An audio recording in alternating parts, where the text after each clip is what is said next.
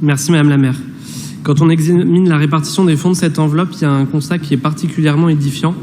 D'un côté, près de la moitié du montant total de ces subventions va être versée à Nantes Université. Pour quoi faire? Pour financer de la sensibilisation à la question migratoire à destination de ses agents.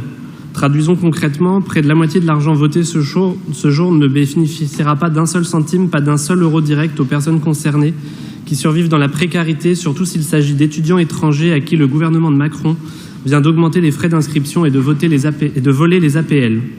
Nous ne contestons pas les actions de formation et de sensibilisation proposées par Nantes Université, elles sont sans doute nécessaires et bien menées. Nous souhaitons simplement pointer du doigt un déséquilibre. Le financement de l'accueil, de l'urgence et de l'humain semble très restreint dans cette enveloppe. D'autant que la moitié des subventions est fléchée vers de l'aide administrative et de l'accès aux droits. Derrière ces termes un peu technocratiques, il y a une réalité politique et violente que notre municipalité doit enfin nommer. C'est une maltraitance systémique des résidents étrangers par pur racisme institutionnel. Faire de l'aide administrative aujourd'hui à Nantes, cela veut dire une seule chose, payer des structures pour batailler au quotidien contre une préfecture qui ne fait plus son travail et qui a décidé de mettre son bureau du séjour au service de la chasse à l'immigré.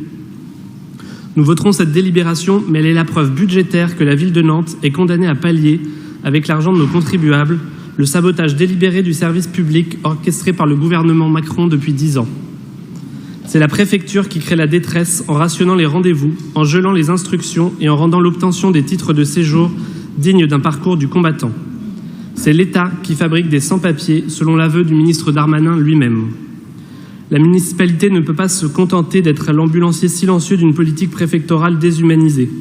Nous ne pouvons pas simplement voter des subventions pour gérer la misère administrative provoquée par d'autres.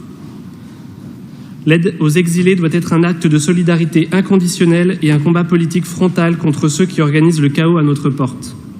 Madame la maire, allez-vous défendre concrètement les personnes accueillies à Nantes en dénonçant avec force le préfet, seul responsable de l'asphyxie de nos associations et de la saturation de nos services? Je vous remercie.